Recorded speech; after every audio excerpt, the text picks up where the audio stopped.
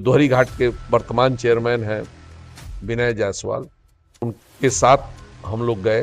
क्योंकि हमारे पुराने संबंध थे, हम लोगों ने ज्ञापन दिया उनको, और ज्ञापन देने के कुछ ही दिनों बाद वर्तमान में केंद्र और प्रदेश में आपकी ही सरकार है।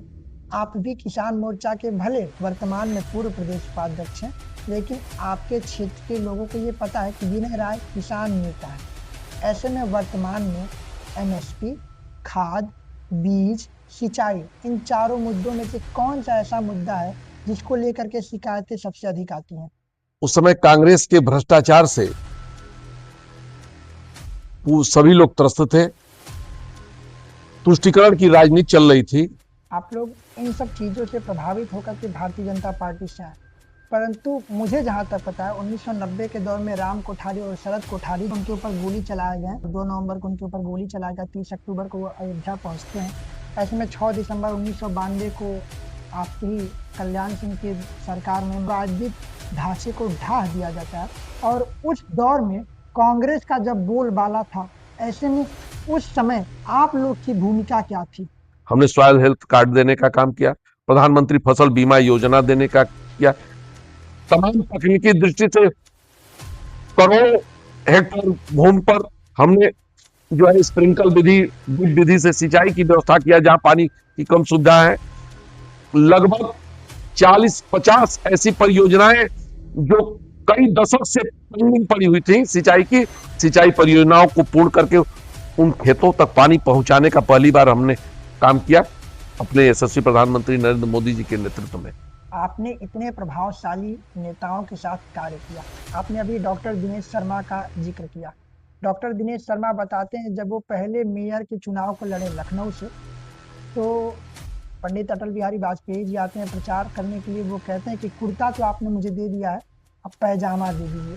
और इसी एक वर्ड से वो चुनाव जीत जाते हैं। डॉक्टर दिनेश शर्मा जी पहली बार मेयर इसी वर्ड से बनते। ये डॉक्टर दिनेश शर्मा जी का कहना है।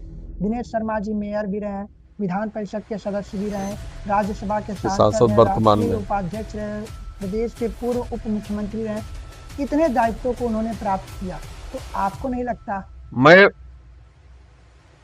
भले वो कांग्रेसी थे, पहली बार इस देश के किसानों के लिए लाल बहादुर शास्त्री जो काम किया वो हमेशा इतिहास में याद रखा जाएगा।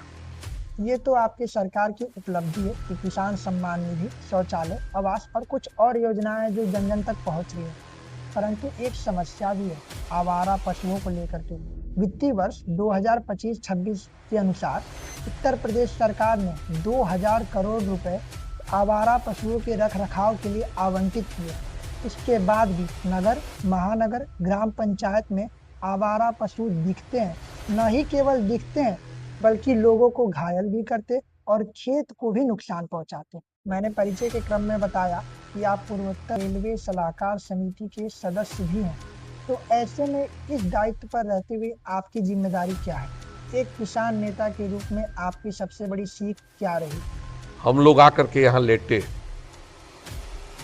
रेलवे लाइन पे आंदोलन शुरू किया, फिर सर्वदलीय आंदोलन हुए, तब जाकर के यह रेलवे बची।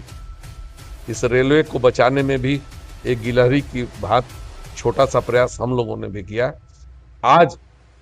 और हमेशा इसको बड़ी रेल लाइन बनाने की हम लोगों ने मांग किया कि दोहरी घाट एक पौराणिक स्थली है। आडवाणी जी के मंच का संचालन करना, आडवाणी जी के मंच का संचालन करना, सुषमा स्वराज जी के मंच का संचालन करना, ऐसा भी मुझे सौभाग्य मिला। माखनलाल चतुर्वेदी राष्ट्रीय पत्रकारिता एवं संचार विश्वविद्यालय सहित देश में जो और अन्य विश्वविद्यालय और महाविद्यालय हैं पत्रकारिता के, और उसमें जो पत्रकारिता की पढ़ाई कर रहे हैं विद्यार्थी, उन सबके लिए आपका प्यारा संदेश क्या है?